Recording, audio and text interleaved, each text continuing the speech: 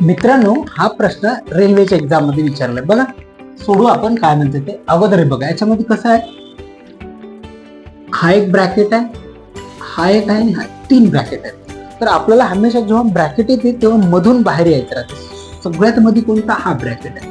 तुम्ही अगोदर हा वाला ब्रॅकेट सोडवाल, नंतर मग पुन्हा याच्यात येईल, नंतर याच्यातून मग पुन्हा बाहेर पडत. ओके, एका एकाला. या ब्रॅकेट मध्ये मी अगोदर कोणतं काय करावं लागेल तुम्हाला? अगोदर भागाकार, मग गुणाकार, मग वजाबाकी. तर 9 7 63, 7 त्रिक 21, 21 गेला ते 1 उरला, 3 उरले, 31. ओके, किती उरला? 31. मग आता 31 आता हा संपला. 31 आला, एवढ्याचा आन्सर किती आला आपला? 31. तर आता 66 मधून 31 वजा करायचे तुम्हाला.